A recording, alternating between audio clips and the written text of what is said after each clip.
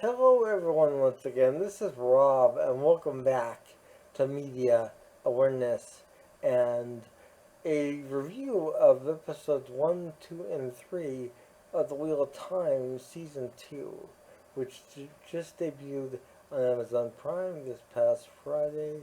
It is now Wednesday, and we are approaching episode 4, which will be airing on Friday on Prime. So if you haven't gotten caught up yet, or if you are planning on watching the series, now is a good time to start. With that stated and that out of the way, just a quick reminder: the fundraiser continues.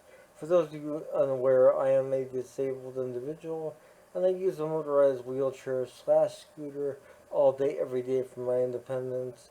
And although many of these significant goals have been met in terms of sustaining my safety, health, and well being, there is still a long way to go until meeting the fundraising goal, and many parts which need to be replaced on my scooter before they malfunction, causing my scooter to drive by itself, which is a terrifying experience, having gone through it in the past. So if you could please visit the Spot Fund account located in the link below and donate $10, it would be greatly appreciated. If you can do more, that's great, but I'm only asking for $10 a person. It does add up over time, it goes a long way, and it is greatly appreciated. I do want to extend a gracious thank you to those who have already contributed. You guys mean the world to me, and I really appreciate all you have done to help me out. I love you guys. Thank you so much, and thank you for continuing to be a viewer of my channel. So, the Wheel of Time. So, I had done a review, uh, an overview of such, of sorts, of season one, which I really enjoyed, with a few minor gripes here and there, but nothing's perfect. And that's something I think that we need to keep in mind. Nothing's perfect. And with the departure of a main character in the series toward the end of filming of season one, and due to filming restrictions and delays as a result of COVID, uh, there was some changes that needed to be made, and it it would seem as though we are headed in the right direction. Now, what do I mean by that? Well, episodes 1, 2, and 3 of The Wheel of Time Season 2, I'm just going to lump them all together with this. I'm not going to go episode by episode. I'm not going to be covering all the details, so don't worry. You can watch it for yourself. However, we do find that Moraine is still without the ability to touch the one power, and she's growing increasingly frustrated with that lack of ability, and she's lashing out a lot at Lan, who really, I don't feel that he deserves a lot of what she's putting him through.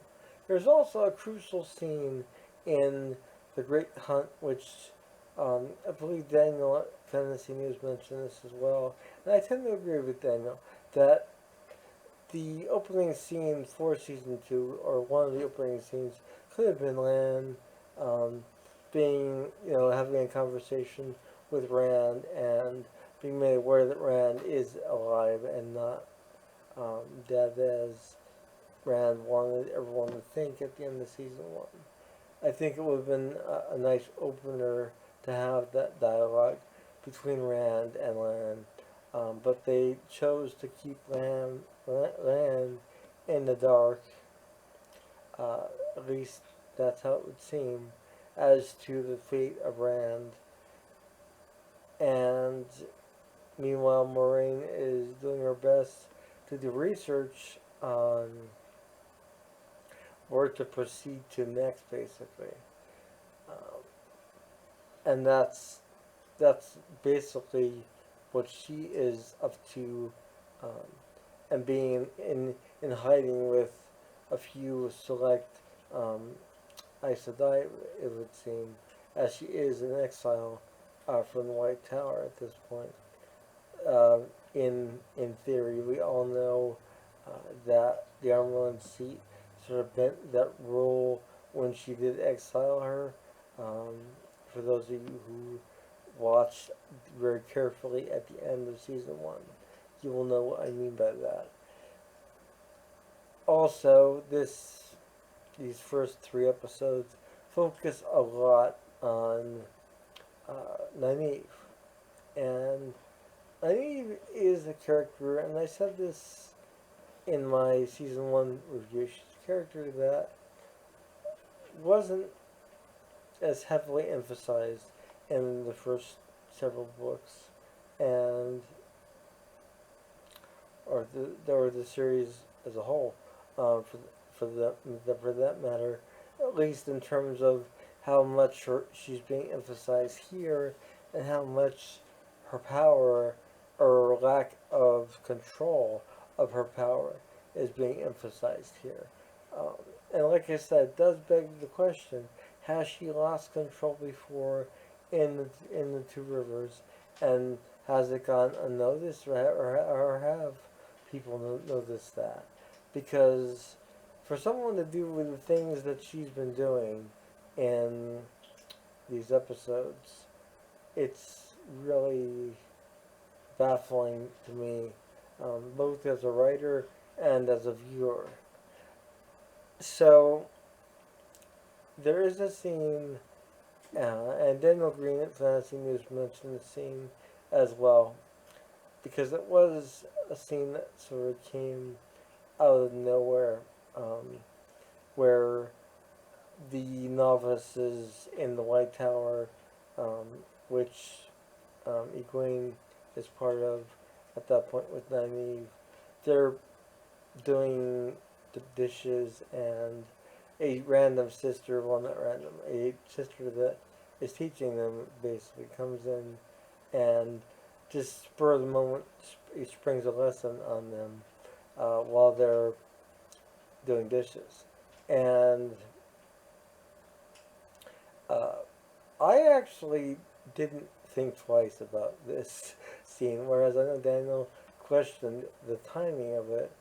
And yeah, it is unusual timing for a lesson to take place, but at the same time, if you are cleaning dishes and uh, basically cleansing, uh, what better way to, uh, you know, illustrate a power to separate dirt from water or grime from water to make it drinkable, basically. Um, and that's what I got out of that. I think it was perfect timing for that particular lesson to take place.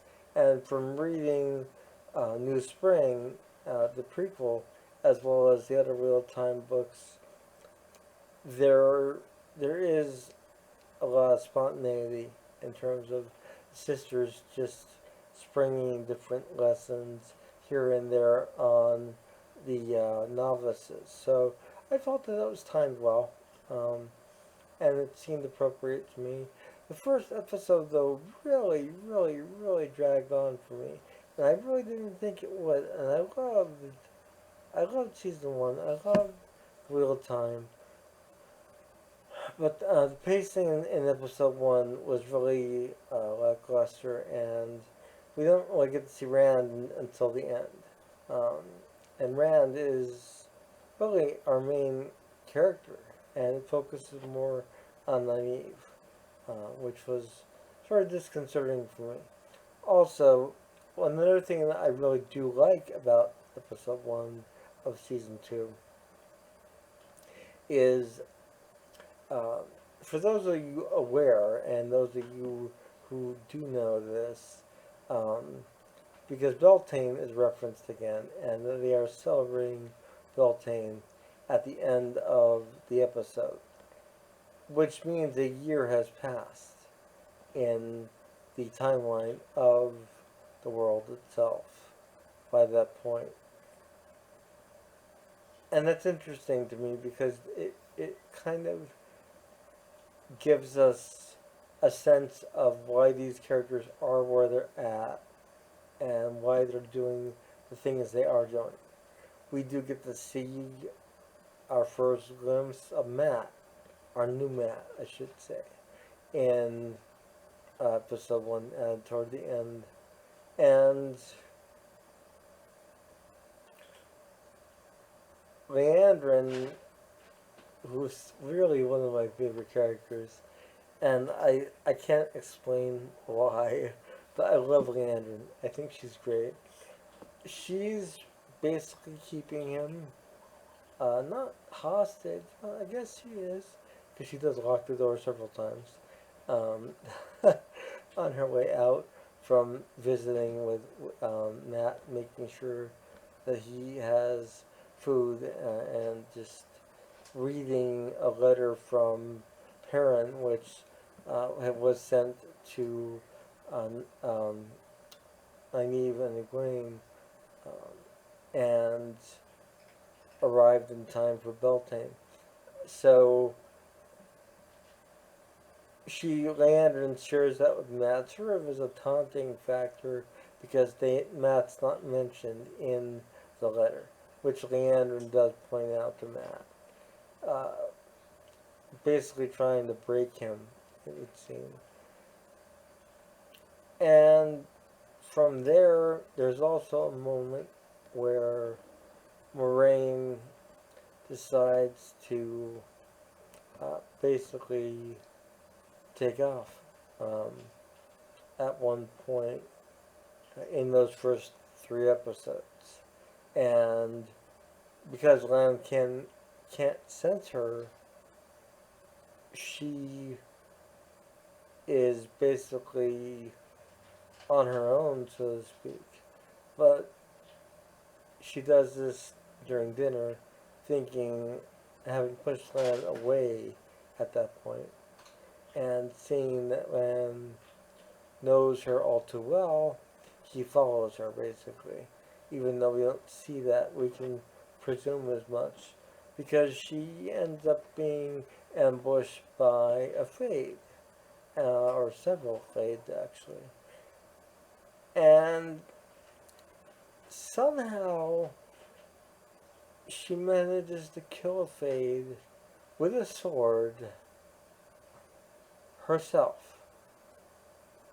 Moraine, who really has no formal fighting abilities and is really questionable in the area of melee combat of any kind.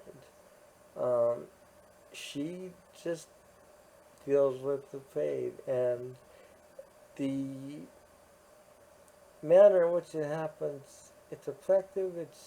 It all happens very fast, but it just sort of makes me question. Well, are they going to amp up her skill points, so to speak? If we're role playing here, if we, or, is she going to suddenly gain unbridled experience in fine combat skills, or is she going to strictly know how to use the one power? That's kind of what I'm trying to get at. Lan does come to her rescue, and they both end up wounded, yet they did fight off the Fades, along with those who were sort of keeping them safe and helping them to sort of plot out the next course of action. Uh, but that was a part that really was questionable for me. And during these 3 episodes as well, uh, Leandrin takes over Nynaeve's training and feels that she can adequately get Nynaeve to use the one power better than she's being taught to do, because she's really being uh, spiteful and sassy, for lack of better words, to those who are trying to teach her. And she's being childish, in my opinion. Now, that's fine if we were dealing with Nynaeve of the books, who would be of a younger age. But this is an older Nynaeve, and all of our characters are older. So, personality-wise, she's stunted, perhaps. From a counseling perspective, I don't know. Um, I don't know why, there's so much um, animosity there. Yeah, she has a lot of animosity against the sisters, but by that point, a year has passed. You would think that she would be trying to learn, not trying to not learn. But Leandrin takes over and basically uh, feels that she's ready to undergo the test, and the tests are really dangerous, and she goes into the archways, which were really wonderfully realized visually. I was wondering how they were going to do that, having read the prequel in the spring and having read the books themselves. I was wondering how they were going to realize the actual um, testing, and it worked beautifully, in my opinion. And I was really impressed with how it worked out. But Nynaeve stays within the fantasy, if you will, of her vision that she's in, ignores the gateway that appears. Leandrin sort of gets ticked off, wanders off, and uh, Egwene and Egwene's one newfound friend um, at the White Tower go down and decide to wait for her, basically believing that she will come back. And at first, Egwene is using the power to try and open the gate, but the friend says, three sisters have to do this. You can't do this yourself, which is true, and at least it was true. I don't know how much of the rules are going to bend in this case, but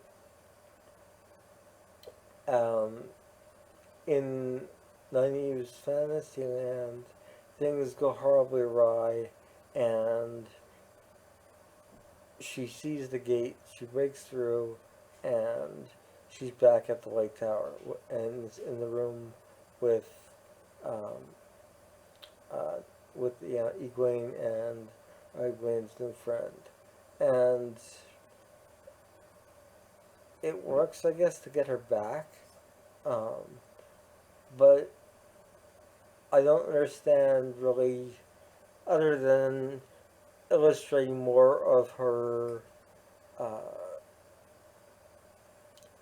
more of her animosity towards the sisters, and more of her, I guess, frustration and um, reluctance to conform. It's hard to say what they're trying to get at, but that's okay.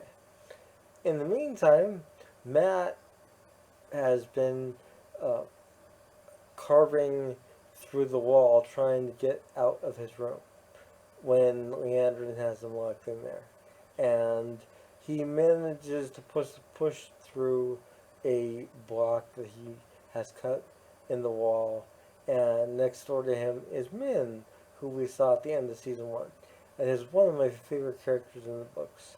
And Min basically confronts him and at one point, after Nynaeve doesn't come back and Leandrin's really frustrated, she opens the door for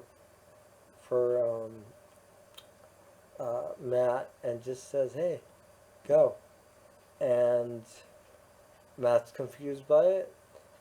He calls Min over. Min sees it's open. She's like, "Let's go." He's like, you know, okay, whatever, and he follows Min. And at the end of that, we see Min going back in for something. She meets up with Leandrin, who basically, you could tell that it's a setup, but it may be getting us back on the track of having all of our characters in the same place, or at least the characters that are essential to have in the same place in the same place. Rand, Mat, and Perrin. I'm thinking that's the direction we're heading in at this point. Because Rand is off doing his own thing, and uh, that's interesting in and of itself, but it needs to kind of come together at this point. And it seems like it's building towards that, where they're all going to reunite and perhaps bring the plot back on track. I could be wrong, but that's how it feels. And that's how it seems to me. So there you have a brief overview, analysis, and review of episodes 1, 2, and 3 of The Wheel of Time Season 2. What are my thoughts on it? Well, it's good. It's not as great as I thought it would be, but I'm hoping it gets better. And I have my hopes high, but I also feel that there is going to be payoff. So that's a plus. I hope you enjoyed this video, and please leave your comments below as to what your thoughts are and what your speculations are as well. I'd love to know. Also, please like, share, and comment, subscribe, and please do remember the fundraiser is continuing. Donate $10 today at Skip Your Cafe Latte and make that $10 go a long way to help me out and to help out with my scooter. My insurance will not cover any of this, so your help is definitely appreciated. I will see you all again soon. Have a wonderful morning, noon, or night, wherever you are. Take care. Bye.